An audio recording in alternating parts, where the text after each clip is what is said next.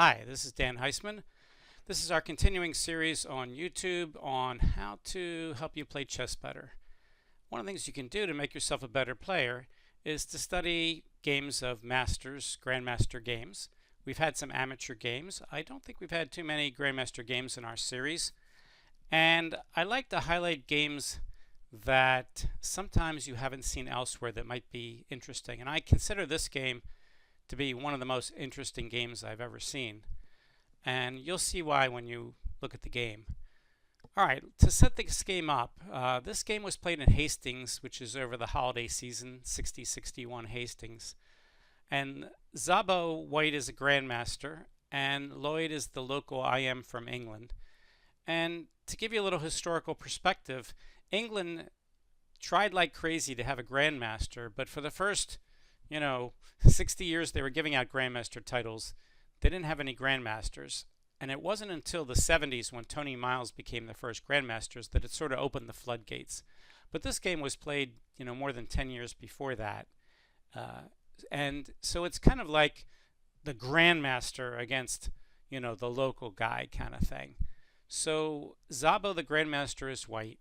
And let's play out the game. Szabo opens up with d4. And, Lloyd doesn't want to get into all this book preparation of the grandmasters, so he just plays g6 first.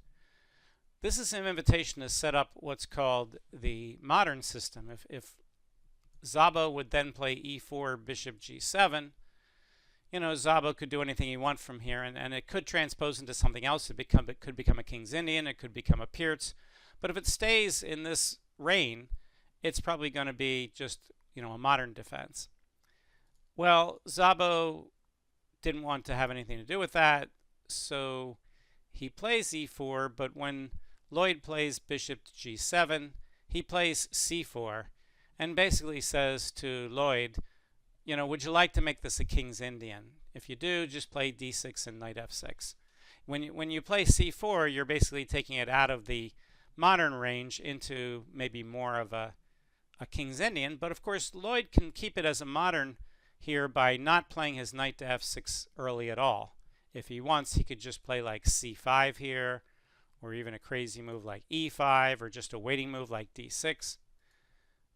So Lloyd does play d6. He can't play, if he plays knight f6 right away, we get into that Fischer thing we talked about in one of the other videos about e5, knight g8, and then try to play d6 and c5 and break up the king. But we're not doing any of that right now. He's just playing d6. And Szabo says, mainline King's Indian, let's see knight f6. So Lloyd has to figure out, does he want to avoid the King's Indian and stay in the modern or transpose? So he decides to transpose. And now Szabo says, well, I know the King's Indian. I'm going to play the Simish attack against you, f3. Now these days, the main line of the Simish is f3, castle, bishop e3, c5, which looks like a pawn sacrifice, and it is. And the white players tried for years to refute this sacrifice, and then when the computers got really good, the computers basically said, yeah, the sacrifice is sound, black has equality. So that wasn't to be found out for, 30 years after this game. So in the game, after Szabo plays f3, Lloyd tries to avoid the main line by playing c5 right away.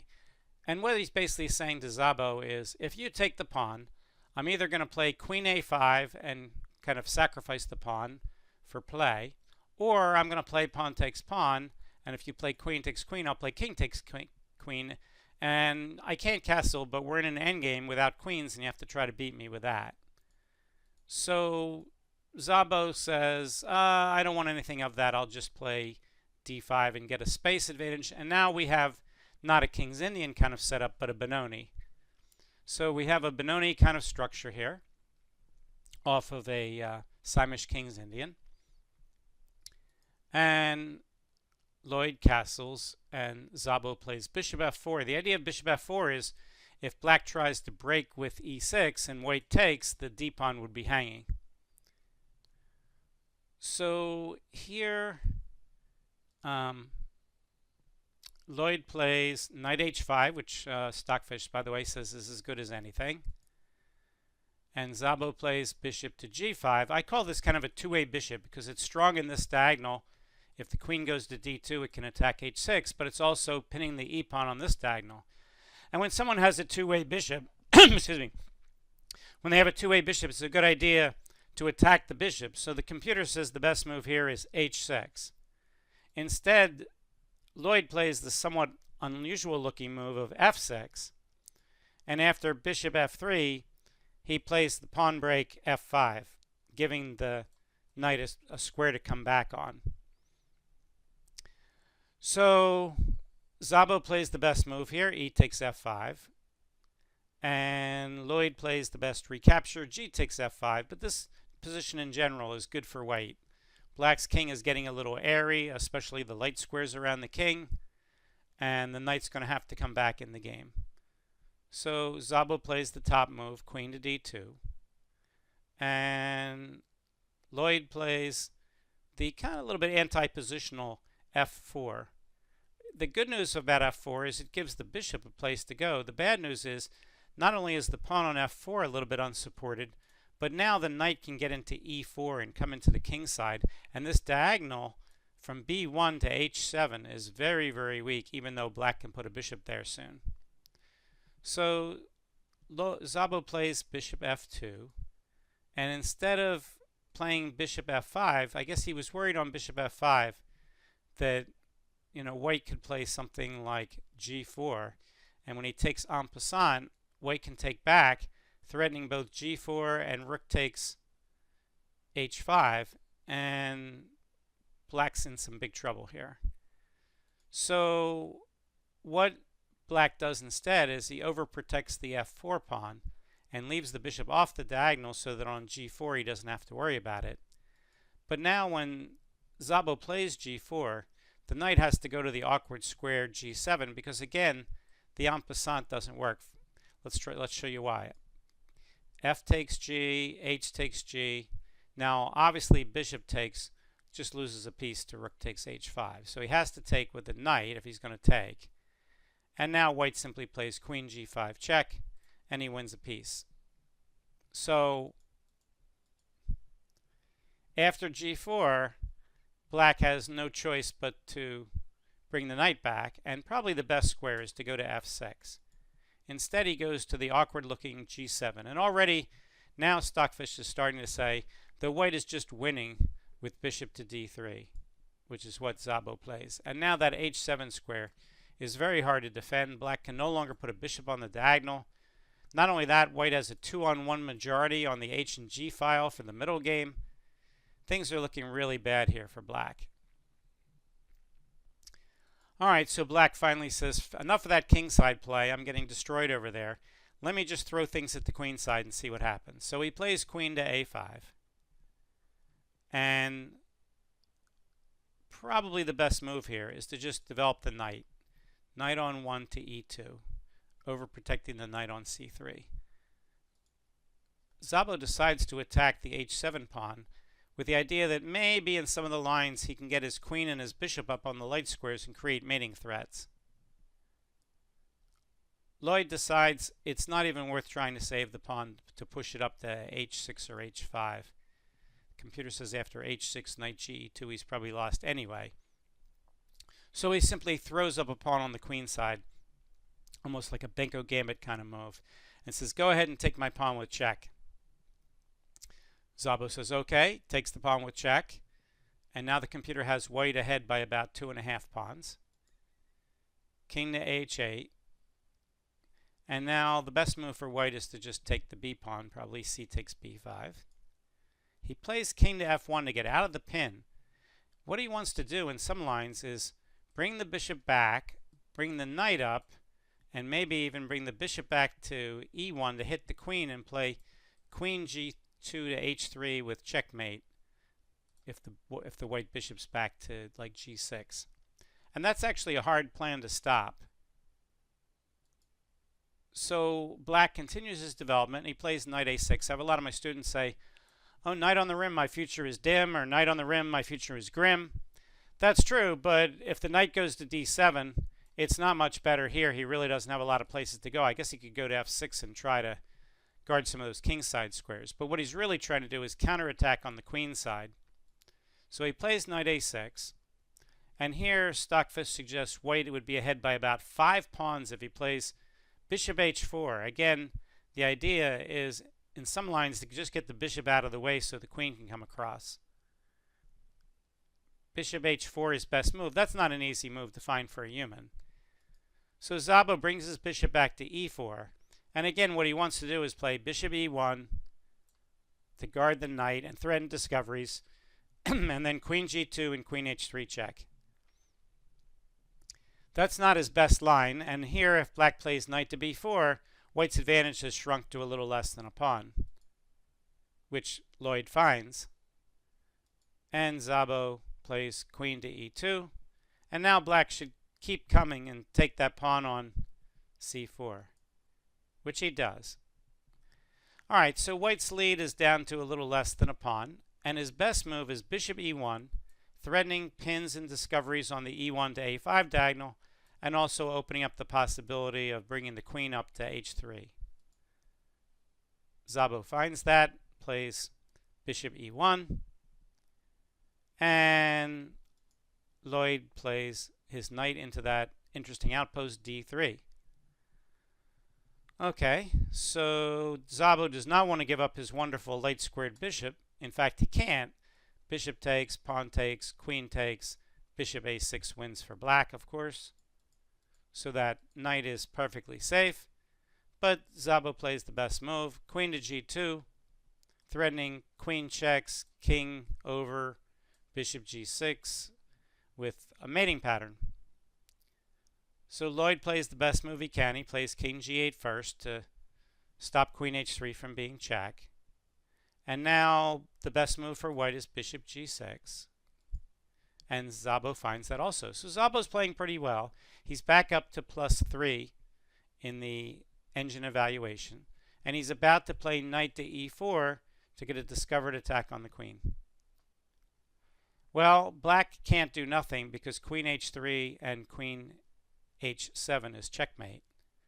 So Lloyd plays rook f6, as good as any, knowing that he's going to have to give up material. And white plays knight to e4 and hits the rook and the queen. So he has a discovered attack on the queen, and he's hitting the rook with check. So black's got to give up material one way or another, but he's also got to be careful about not getting mated, because if white takes that rook with check, there's nothing attacking the bishop, and then the queen can go to h3. So black makes the practical decision of sacrificing the queen to try to stop that. So he plays queen takes e1. He's only going to get a bishop and a bishop for the queen, but at least he'll have some pieces around. This knight on d3 will be strong. All right, so white is forced to play rook takes e1, which of course he does. And black has to play rook takes g6. Now, this is an interesting position. How would you play this for white? You know, if you want to stop the video, find your best candidate moves, you can. So it turns out that white should be completely winning here. The best move, according to Stockfish, is this knight is just as good as this rook. And what you should play is play something like queen to c2. And the idea here is to get threats of discoveries on the rook on g6. But the rook on g6 doesn't have a lot of places to go. So if black plays something like rook b8, white can now play maybe rook e2, bishop d7, queen takes c4, knight takes b2, queen back to c2, bishop a4, queen b1. I'm just making the computer's moves. Bishop to b5, knight f2, rook f6, king g2. And now the computer says taking this rook is hopeless. Bishop takes e2, knight takes e2, and black just does not have enough for the queen. It says white's up by about 3.5 pawns.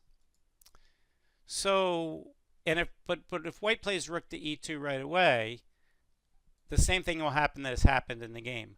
what Szabo did here was he decided to save the exchange and overprotect the b2 pawn. But he must have not been looking at what black could do to him, because this is the move that changes the whole game. Up to now, white's been playing very well, and white has a pretty big advantage. But now white simply guards his b-pawn with his rook. And that lets black play a move where he takes his worst piece and makes it one of his best pieces. He brings the knight into f5, and if the pawn takes, then rook takes g2. For instance, pawn takes knight, rook takes g2, king takes g2, bishop takes f5. And even though white is up the exchange for a pawn, black has the bishop pair, and black's pieces are monstrously good here. So white can't easily give back the queen. But if he doesn't give back the queen, black's going to get monstrous compensation. So Szabo plays the best move, queen d2, and Lloyd plays knight e3 check. This is probably one of the few games you'll ever see where someone has an outpost at, in black's case, e3 and d3 with knights. That's almost unheard of that this would happen. Kasparov had that famous game against Karpov where he had an outpost on d3, but this is an outpost on d3 and e3. If you were white, it would be like having knights on e6 and d6 that are guarded by pawns and attacking. So those knights are covering an immense amount of squares on the white side of the board. So here, white's best move is to play king to e2. And Stockfish thinks if white plays perfectly here, he can maybe save the game. But this is really hard position to play for white. He's very cramped, and his pieces are now completely undeveloped. His knight on e4 is pretty good, but otherwise he's got big troubles. So Szabo does play king to e2. And now Stockfish finds a little clever tactical kind of move, bishop f5, with the idea if pawn takes, rook g2 check. Lloyd does not find that combination, but he plays e6 to break up white's pawn center and get his pawns rolling. So Szabo has nothing better than queen to a5, threatening queen to d8 check. And Lloyd plays bishop d7. Probably better was bishop to b7, hitting these nice late squares across the middle. That would give black the advantage. After bishop d7, white again should be able to hold the game. He should take the pawn on e6 with equality. Instead, he plays knight h3, trying to get his knight out. That's understandable. His king side was completely undeveloped. He had never moved his king knight or his king rook until now on move 29. But this allows black to take the pawn, which he does. And now the beautiful knight that was sitting there in the center has to retreat to a terrible square, and black has all these masses of pawns in the middle. This is one of the greatest centers you'll ever see. White very unhappily plays knight on e4 back to f2, blocking the knight on h3. Larry Kaufman calls those redundant knights. This is one of the great centers you'll ever see. Black has two bishops and a pawn for the queen, but he's got complete control of the center. He's got, like, except for the white pawn on f3 guarding e4, he's got like every central square either occupied or guarded by pawns. And his pieces are fantastic, and he's got two outpost knights on e3 and d3. You know, when I saw this game many years ago, I was amazed by it, and since then I haven't seen too many games like it either. It's really one of a kind. So here's the local IM really, you know, sacrificing his queen and, you know, getting a crushing position against the Grandmaster. The compensation for the queen here is just enormous. For instance, even though if you count by Reinfeld numbers, you know, two bishops and a pawn are worth 7 and a queen's worth 9, that would say white's up 2 pawns. Stockfish says that black's ahead by over 5 pawns. That's how much the positional compensation is here. All right, so black plays knight to b4 with the idea of, you know, getting these pawns rolling. And white plays knight to d1.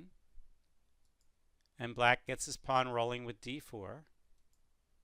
And white brings the other knight back to f2. White doesn't have a lot of things to do with his pieces. He's thinking, well, maybe I could play h4 and get my two passed pawns rolling on the g and h files. Black moves his knight back and attacks the queen. Now what's happening here is they're playing 40 moves in 2.5 hours. That was standard in those days. Of course, they were playing with analog clocks. There were no digital clocks. And what black sees is the chance to repeat the position and gain time on the clock to try to make it to move 40. I'm sure with this terribly complicated game, they've probably taken a lot of time, and there's probably some time trouble here. So black plays knight c6, and white plays queen to a6, and black plays the knight back to b4. And I'm sure Szabo would be very, very, very happy with a draw here. So he makes the human decision of repeating the position. But really all Lloyd wanted to do was to just gain some time to get to move 40 to repeat the position. All right, so now Lloyd plays d3 check.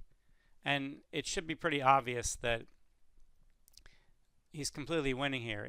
If white plays king to e1, then Stockfish suggests bishop to c6 with about a 10-pawn advantage. So he plays the other legal move. Well, he could play knight takes d3, of course, but that wouldn't help. He plays king to d2. And now what Lloyd should do is he should play the line clearance move c3 check. And he does. The idea of c3 check is simply that, well, if white can't move the king, if he plays king to e1, we have a very pretty checkmate with knight b c2. If he plays king to c1, we have another pretty checkmate with d2. So he's got to take the pawn, but if he takes the pawn, any way he takes it, black will be able to fork him and win the queen. So he takes with the pawn, black forks him, and the king goes to e1. And now obviously Lloyd's in time trouble, because here he's got a knight attacked by the pawn. All he has to do is check with the knight on c2, knight c2 check, and when the king gets out of check, then take the queen. And now he's up like 2 pieces. Instead, he plays kind of the amateur move. Knight takes a5, giving white a free piece, which extends the game but doesn't save the game for white. White takes the knight. Black just takes back. White takes the pawn on. Now things are starting to clear up. We no longer have a weird, fantastic, unusual position. We just have a position where black's up a piece. Black guards the knight on b4. White says, well, I have 2 connected passed pawns. Maybe I can get them rolling. Black says, I haven't been using my queen rook. Notice the rook on a8 and the rook on h1 have never moved. Finally, black moves that rook on a8. And the game finishes kind of quietly. Szabo plays h5. Lloyd doubles the rooks. King gets off the file. Lloyd guards his b pawn. Szabo moves the king over again. Lloyd brings his knight up. Knight on 1 to f2. Bishop c6 hitting the pawn on f3. Rook h3 to guard the pawn. Rook to c8, just getting ready to bring the rook down to the c2. Rook to d1. There's not much white can do here. He's just losing.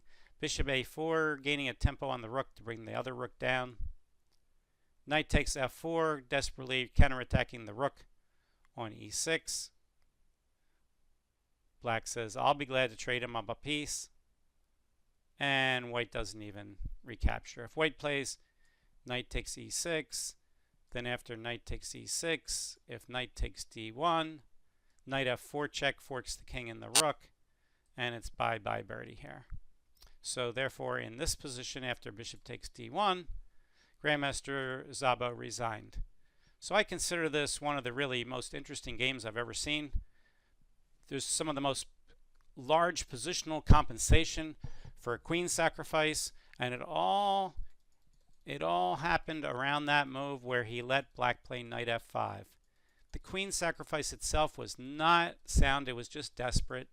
It was understandable. But if we go back to this position, if white plays correctly here and plays like queen to c2 and says, go ahead and take my rook, give back a little of the material, he's fine. Once he lets that knight get up to f5 and then to e3, all of a sudden we have this historically terrible position for white. Look at all his pieces stuck here in the back.